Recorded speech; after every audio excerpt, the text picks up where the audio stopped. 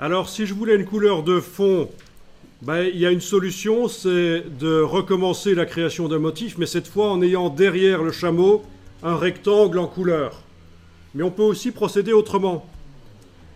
Et c'est même mieux ce qu'on va faire maintenant. Vous allez sélectionner votre cercle dans lequel vous avez mis le motif et vous allez faire apparaître la palette Aspect, menu Fenêtre, Aspect. Donc c'est bien le cercle ici qui est sélectionné. Dans la palette Aspect, on voit qu'on a actuellement un fond qui contient le motif qui se répète et on a un contour, mais il n'est pas très important le contour. Et ce qui m'intéresse, c'est d'avoir un deuxième fond que je vais placer en dessous de celui-là. Donc menu de la palette Aspect, ajouter un nouveau fond. Bon, on a deux fonds identiques maintenant. Eh bien, sur celui du bas, vous allez choisir ici de mettre une autre couleur. C'est vous qui voyez ce que vous mettez comme couleur. Mais on va même faire mieux que ça. On va mettre un dégradé sur tout le fond de la forme.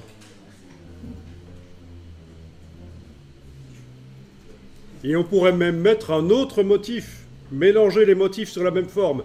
Mais ça, on ne va pas le faire tout de suite, ce sera pour après. Eh bien, essayons de mettre un dégradé là-dedans. Vous allez activer, donc la forme, elle est déjà activée. Vous avez le fond ici qui est activé. On va aller chercher dans le bas de la palette nuancier. On va aller chercher les bibliothèques de dégradés. Le bas ici de la palette nuancier. Dégradé. Et vous choisissez ce que vous voulez comme palette de dégradé.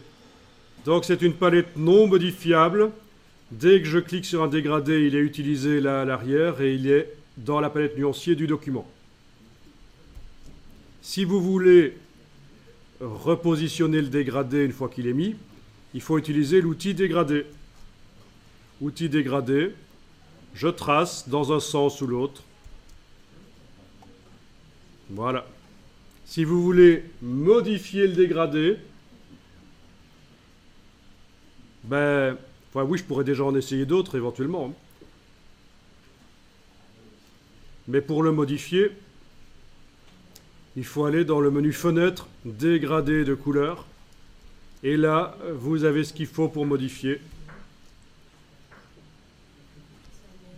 Notamment, vous pouvez double-cliquer sur une couleur et modifier la couleur.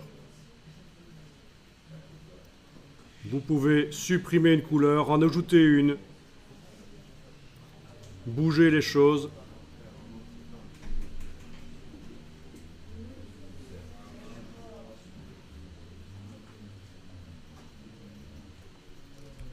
Voilà.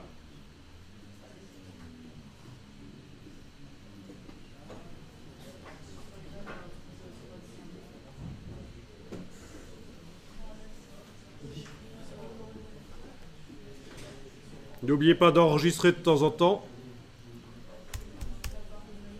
Donc vous voyez ce grand dégradé qui se met derrière le motif qui se répète, on ne sait pas le faire au départ dans le motif. C'est logique.